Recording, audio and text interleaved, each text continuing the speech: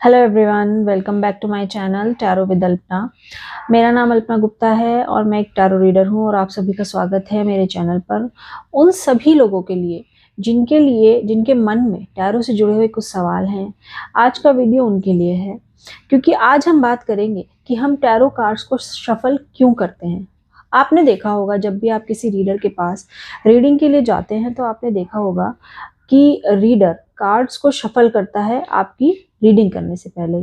कुछ लोग आपने देखा होगा ऐसे शफलिंग करते हैं एंड कुछ लोग ऐसे भी करते हैं। और भी तरीके होते हैं पर मोस्ट कॉमन यही होता है, इस तरह।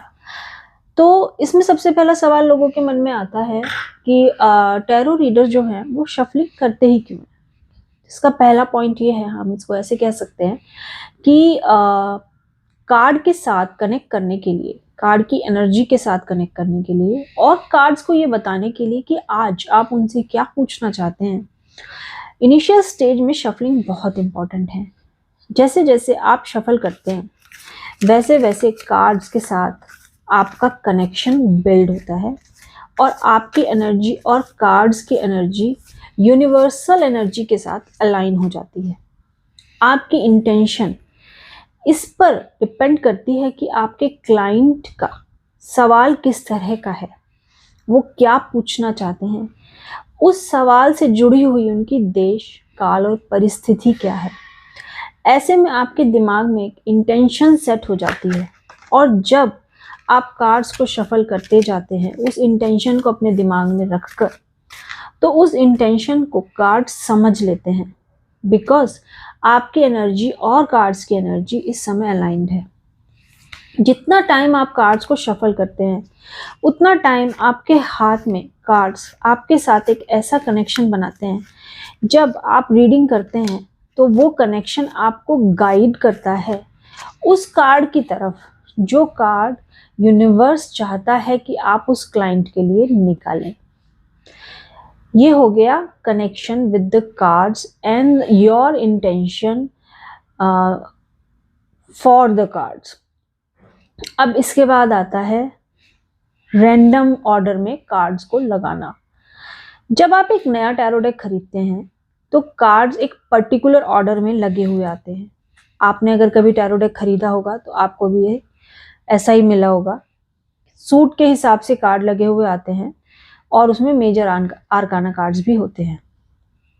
लेकिन हमारे टैरो रीडिंग में कहा जाता है कि आपका क्लाइंट आपसे चाहे जो भी सवाल पूछे, उस सवाल के 78 पॉसिबल आंसर्स हो सकते हैं, क्योंकि एक टैरो डेक में 78 कार्ड्स होते हैं। Rider and Waite tarot deck में जो हम यूज कर रहे हैं, अब उन 78 पॉसिबल आंसर्स को निकालने के लिए हमें कार्ड्स को रैंडम ऑर्डर में ही लगाना पड़ेगा।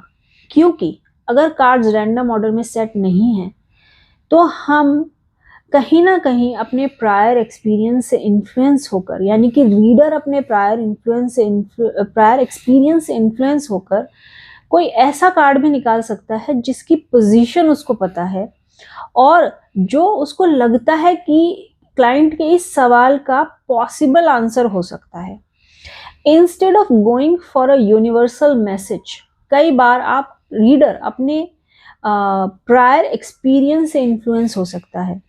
ऐसे में एक्यूरेट रीडिंग आना मुश्किल हो जाएगा और ये बात कई बार आपके कंट्रोल से बाहर भी हो सकती है। मतलब एक रीडर हो सकता है वो जानबूझ के ऐसा ना करे, पर समहाउ क्योंकि उसको कार्ड्स के साथ इतना एक्सपीरियंस है, इतना ज़्यादा उसको उनका पैटर्न याद हो गया है कि वो ना चाहते हुए भी कोई ऐसा कार्ड पुल कर सकता है जो उसके दिमाग में ऑलरेडी एक पोजीशन में प्लेस्ड है। इसलिए भी हर रीडिंग से पहले प्रॉपरली कार्ड्स को शफल करना बहुत ही ज़्यादा ज़रूरी होता है, ताकि हर एक क्वेश्चन जो हमारे क्लाइंट ने हमसे पूछा है उसके 78 possible answers, different 78 possible answers के बीच में से हम वो आंसर निकाल सकें जो यूनिवर्स हमें बताना चाहता है, जो डिवाइन एनर्जी के साथ कनेक्ट करके यूनिवर्स हमें गाइडेंस देना चाहता है कि आज इस सवाल के लिए ये कार्ड आपको जवाब में निकालना है।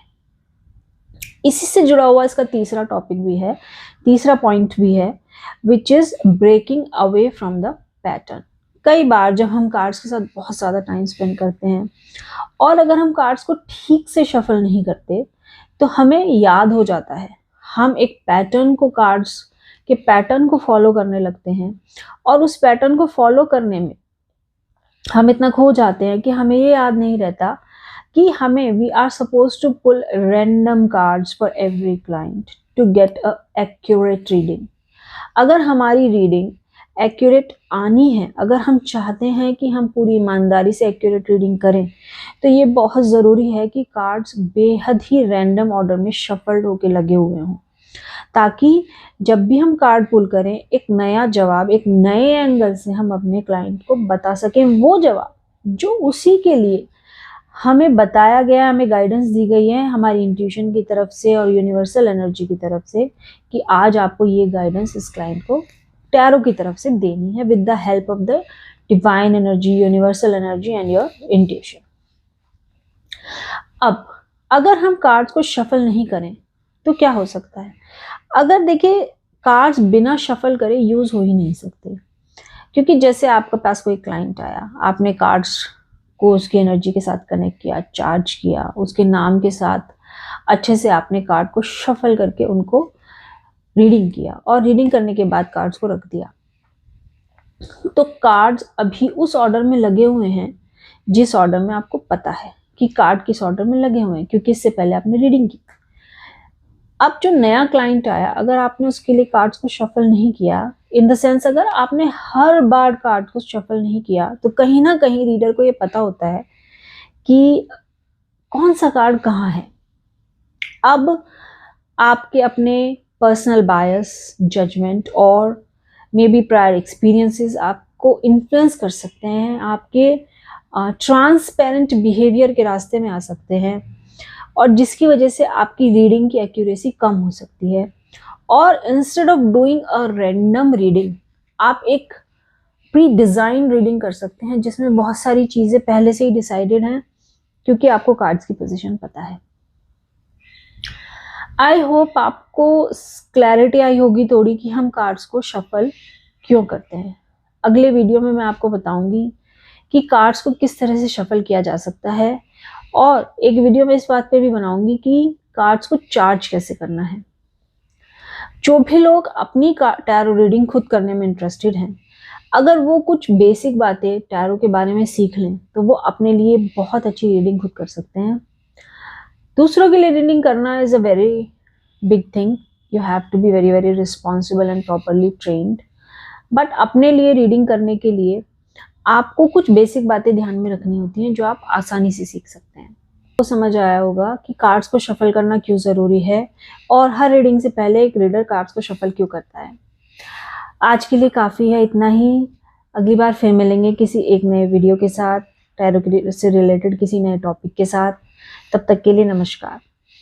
अगर आपको मेरा चैनल अच्छा लगा, मेरा वीडियो अच्छा लगा, तो प्लीज़ सब्सक्राइब करिएगा और शेयर भी कीजिएगा।